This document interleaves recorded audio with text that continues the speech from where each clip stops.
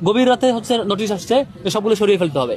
কয়েকটা ব্যাপার, একটা হচ্ছে গতকালকে আমরা আপনাদেরকে ফিডব্যাক দিয়েছিলাম যে চারুকলায় একটি কুচক্রী মহল আমাদের ব্যানারকে বিকৃত করা, ছবিকে বিকৃত করা এবং হিজাবোফোবিয়ার যে খুব হিজাবোফোবিয়া যে প্রকাশ করেছে সেটির প্রতিবাদ আমরা জানিয়েছিলাম এবং লিখিত অভিযোগ দিয়েছি ইউনিভার্সিটি প্রশাসনকে। এখন পর্যন্ত বিশ্ববিদ্যালয় প্রশাসন কোনো দৃশ্যমান পানিশমেন্ট এখন পর্যন্ত নেয়নি। খুবই দুঃখজনক। নির্বাচনের আচরণবিধি সুস্পষ্ট লঙ্ঘন একটা অপরাধ। দ্বিতীয় অপরাধ হচ্ছে হিজাবের প্রতি যে ক্ষোভের বহিঃপ্রকাশ এবং চেহারা বিকৃতি এবং তার যে বহিঃপ্রকাশ ঘটিয়েছে সেটির প্রতিবাদ জানানো সত্ত্বেও, লিখিত অভিযোগ দেওয়া সত্ত্বেও এখন ব্যবস্থা না নেওয়াটা ইউনিভার্সিটি প্রশাসনের যে লেভেল প্লেইং ফিল্ডের কথা বলছে সেটি নিশ্চয়ই আপনারা বুঝতে পারছেন যে কোন পর্যায়ে আছেন। দ্বিতীয়ত আরেকটা বিষয় আপনাদের মধ্যে কনফিউশন তৈরি করেছে। আজকে ক্যাম্পাসে আমাদের কালকে যে কাঠের ফ্রেমে যে আমাদের ব্যানারগুলো ছিল, যে প্রচারণা ম্যাটেরিয়াল, সেগুলো এখন পক্টোরিয়াল টিম উঠিয়ে নিয়েছে। সেটি কেন আমরা লাগিয়েছি, কেন এই প্রশ্নগুলো আসতে বারবার, সেটির একটু ক্লারিফিকেশন দরকার আছে।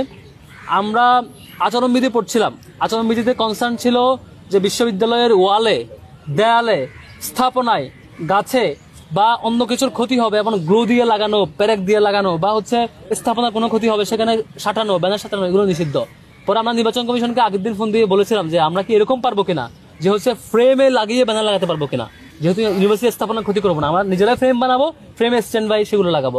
তখন বলছিল যে হ্যাঁ তোমরা পারবা, আমাদের স্পষ্ট বলছে পারবা।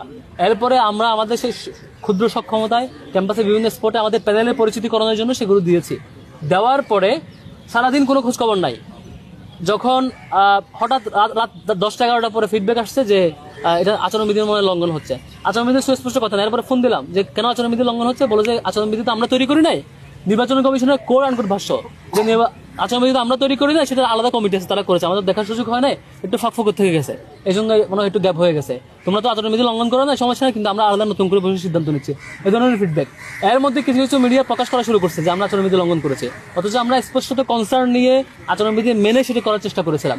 তারপর কেন যেন কোত্থেকে যেন ওহি আসে, হঠাৎ করে রাত 3টা বাজে 1টা বাজে সার্কুলার দেয়। ঠিক এখানেও সেম, হঠাৎ করে রাতের তাদের আমাদেরকে তো ফোন দিবে অন্তত যে তোমরা এটা কেন লাগাইছো জিজ্ঞেস করবে, তখন আমরা দেখাইলাম যে আপনাদেরকে বলে লাগিয়েছি। তারপরে আমরা বলেছি যে আপনারা যদি এটা বলেন যে হচ্ছে 9 তারিখ পর্যন্ত এই ঘোষণা আর চেঞ্জ হবে না, আর কেউ লাগাবে না, কোনো ধরনের ব্যানার ফেস্টুন এই ধরনের ইউজ করবে না, কোনো ফরম্যাটে, কোনো স্টাইলে, তাহলে আমরা সব সরিয়ে নিব, আপনার সাথে কোনো দ্বিমত নাই। তারপর বললো যে ওনাদের ফিডব্যাক হচ্ছে ঠিক আছে, আমাদের আগে আচরণবিধি ফাঁক করছিল, তাহলে আমরা মিটিং করে নতুন করে সিদ্ধান্ত নিয়েছি, এখন থেকে আর কেউ লাগাইতে পারবে না, 3টার মধ্যে সরিয়ে নেবে। আমরাও বলেছি ঠিক আছে, ওকে, আপনারা যদি নতুন সিদ্ধান্ত নেন খুলে ফেলেন, প্রক্টোরিয়াল টিম পরে খুলে ফেলেছে।